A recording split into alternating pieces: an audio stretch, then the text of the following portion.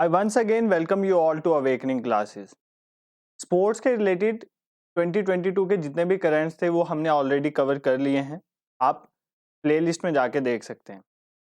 अब हम जो सेकंड करंट का इशू ला रहे हैं दैट इज अपॉइंटमेंट। 2022 में जितनी भी अपॉइंटमेंट्स हुई हैं इंपॉर्टेंट, उन सबको हम इस वीडियो में कवर करेंगे with the help of MCQs and quick digest, तो कुछ भी छूटने वाला नहीं है।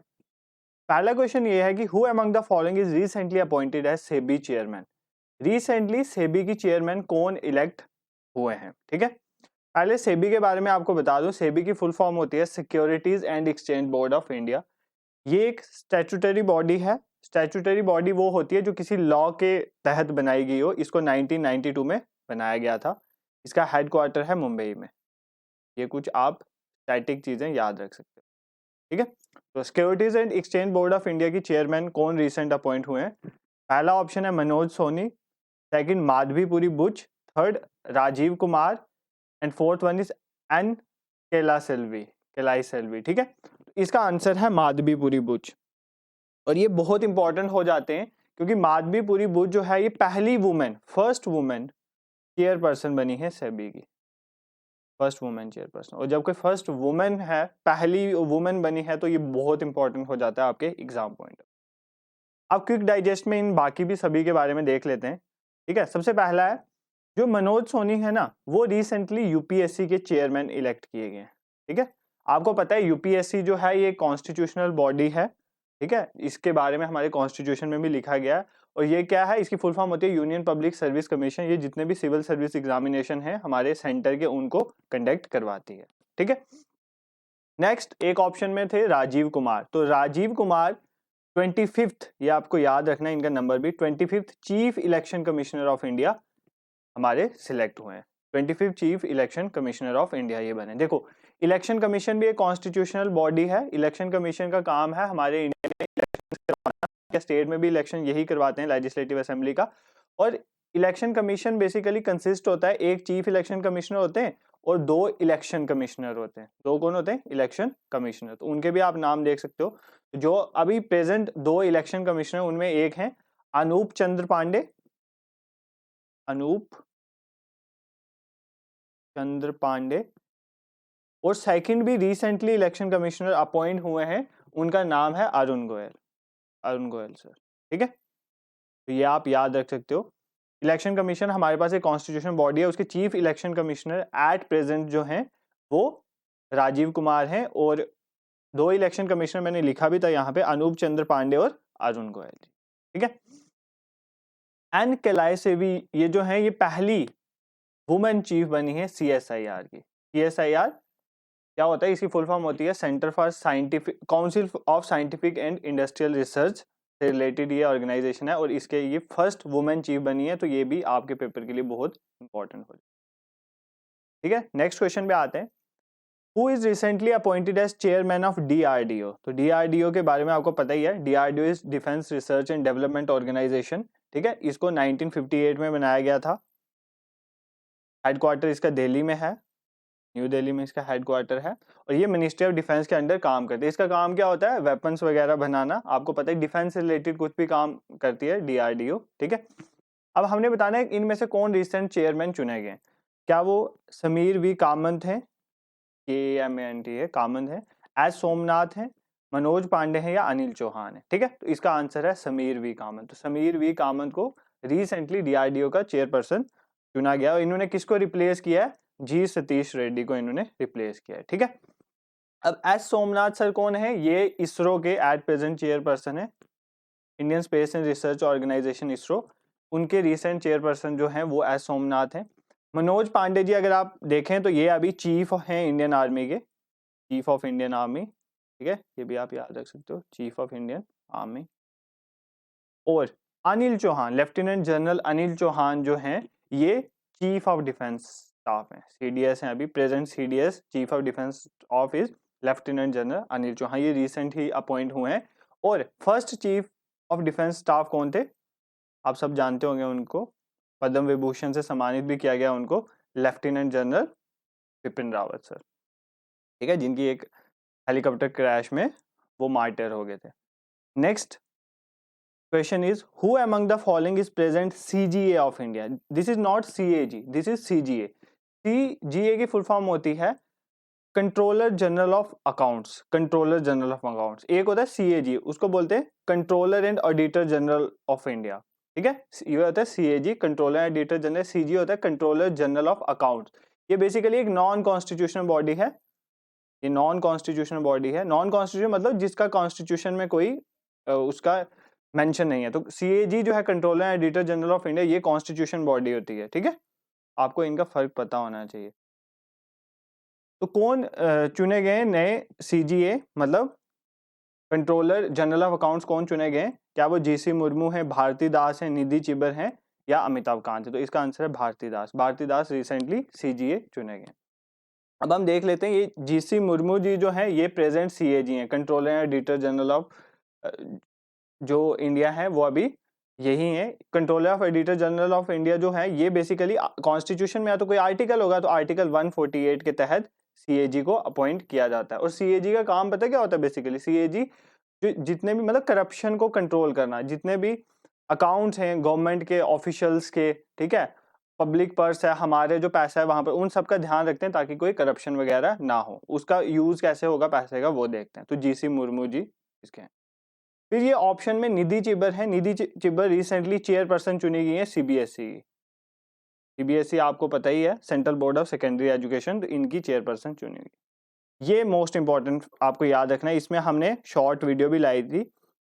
सर अमिताभ कांत जो है ना वो G20 के न्यू शेरपा चुने गए. शेरपा बेसिकली क्या होते हैं? शेरपा होते हैं representative from a country to G20. तो G20 एक ग्रुप ऑफ 20 इकोनॉमीज है.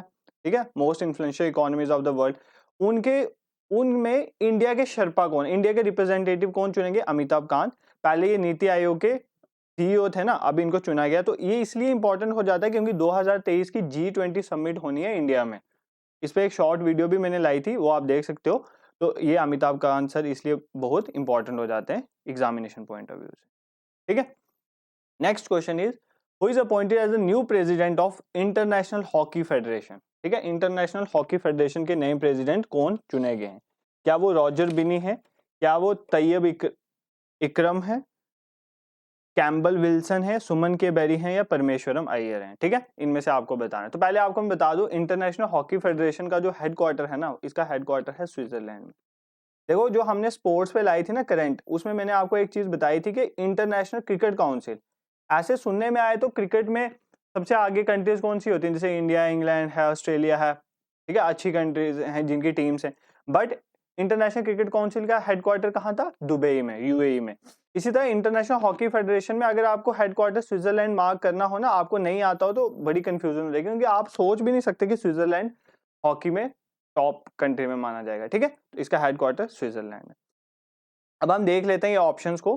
तो पहले इसके न्यू प्रेसिडेंट कौन चुने गए? तो तैयब इकरम जो पाकिस्तान के, ये नए प्रेसिडेंट चुने गए हैं इंटरनेशनल हॉकी फेडरेशन के. अब रॉजर बिनी कौन है? ये मैंने स्पोर्ट्स में भी कवर किया था. तो BCCI के प्रेसिडेंट चुने गए हैं. BCCI board of control for cricket in India, इनके नए प्रेसिडेंट जो हैं वो रॉजर बिनी है. तो आप ये भी याद रख सकते हो कि BCCI के सेक्रेटरी कौन है. सेक्रेटरी जो है BCCI के, वो कौन है? जय शाह. जय शाह.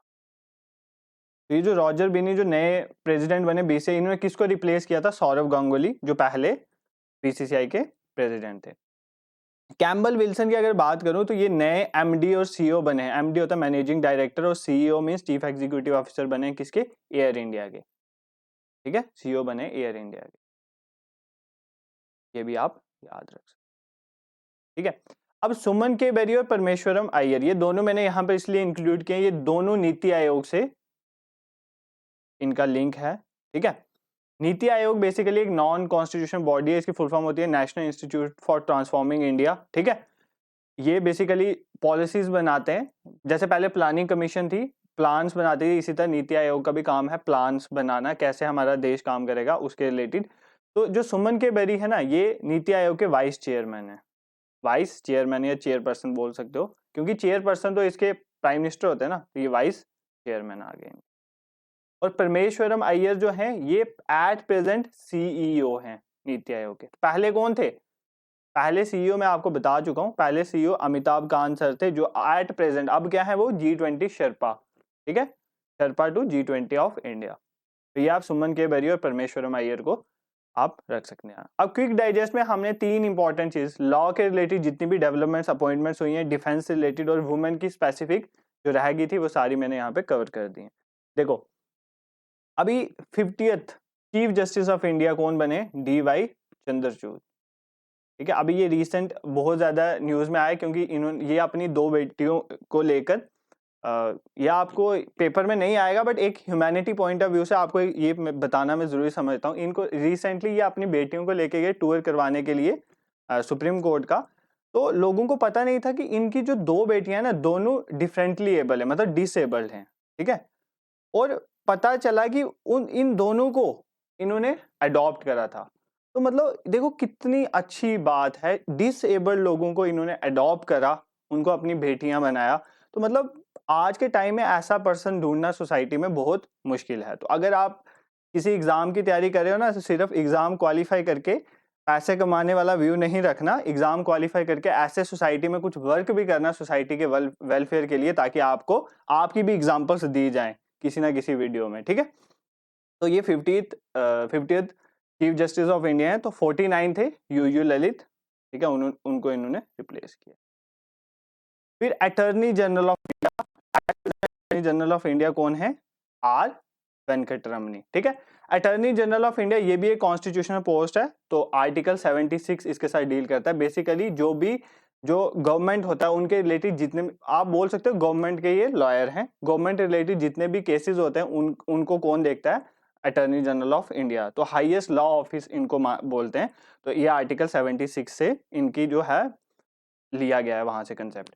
फिर लॉ कमिश्नर कौन है at present law commissioner of India? तो जस्टिस ऋतुराज अवस्थी, तो ये प्रेजेंट लॉ कमिश्नर है। तो ये मैं कवर कर चुका हूँ। 25 चीफ जो है chief election commissioner Rajiv Kumar और इलेक्शन कमिश्नर जो 2 हैं वो भी मैं आपको बता चुका हूँ। अब डिफेंस रिलेटेड इंपॉर्टेंट देख लो, चीफ ऑफ डिफेंस स्टाफ ये बता चुका हूं मैं, लेफ्टिनेंट जनरल अनिल चौहान है। DG डायरेक्टर जनरल CRPF के, सेंट्रल रिजर्व पुलिस फोर्स के, सुजॉय लाल थ्योसन, ये आप याद रख सकते हो। चीफ ऑफ आर्मी बता चुका हूं Manoj Pande. Chief of air staff के चीफ कौन है? VR चौधरी भी बोलते हैं, विवेक राम चौधरी, ठीक है। नेवी के नहीं डाले हैं शायद, नेवी के भी आप डाल लो। तो नेवी के चीफ कौन है at present? R Hari Kumar, लिख लो साथ साथ। और IB जो इंटेलिजेंस ब्यूरो है ना, उसके नए रिसेंट डायरेक्टर चुने गए हैं, तो वो भी आप लिख सकते हो, तपन कुमार डेका, तपन कुमार, ठीक है। अब वुमेन की कैटेगरी में हम देख लें, वुमेन में हमने पहले भारती दास जी CGA जो चुने हैं वो भी देख लिया है, और माधवीपुरी बुच जो सेबी की चेयरपर्सन चुनी गई हैं वो भी देख लिया है। अभी 2 और हैं जो मुझे लगा बहुत इंपॉर्टेंट है, इसलिए मैंने इंक्लूड कर दिया। रिसेंटली चेयरमैन बनी है वुमेन कमीशन की, तो ये बनी है रेखा शर्मा। और ये मैं मान सकता हूँ कि इंपॉर्टेंट है, एग्जाम में पूछा जा सकता है कि परमानेंट रिप्रेजेंटेटिव इंडिया का कौन है अभी UN में? रुचिरा कंबोज, क्योंकि UN में जो परमानेंट रिप्रेजेंटेटिव होता है ना वही इंडिया की बात रखता है, जितने भी इश्यूज होते हैं जैसे पाकिस्तान रिलेटेड, POK कुछ भी बोलना, चाइना रिलेटेड, तो यही बोलते हैं वहां पर। तो इनको आपने देखा भी होगा अगर आप न्यूज फॉलो करते हो, तो इसलिए मैंने इनको भी इंक्लूड किया। रुचिरा कंबोज इनका नाम है, ये परमानेंट रिप्रेजेंटेटिव्स हैं इंडिया टू यूनाइटेड नेशन। तो this is all about appointments. तो देखो इसके साथ अभी हम और भी लाएंगे करंट इश्यूज में, जो भी हमें लगेगा जिस पे वीडियो बनानी चाहिए। तो आप ये वीडियो देखो, अगर आपको लगता है it is helpful to you तो हमें सजेस्ट करो, हम किस पे बनाएं, हम बना देंगे। और आप हमारे चैनल में विजिट कर सकते हैं। हमारे चैनल में आपको इंडियन पॉलिटी, हिस्ट्री की लेक्चर सीरीज अभी चल रही हैं, जनरल साइंस के लेक्चर्स भी आते हैं, JK SSB टारगेट VLW के लिए हमने बैच स्टार्ट किया है, डेली करंट पे शॉर्ट्स वीडियोज आती हैं। तो एक full fledge package to qualify any competitive exam हमारे चैनल पे आपको प्रोवाइड होगा। और हम PDF भी फ्री प्रोवाइड करते हैं, और हमारे टेलीग्राम ग्रुप में डेली क्विज भी होता है, जिसका लिंक हम डिस्क्रिप्शन में शेयर कर देंगे, ठीक है। Thank you so much.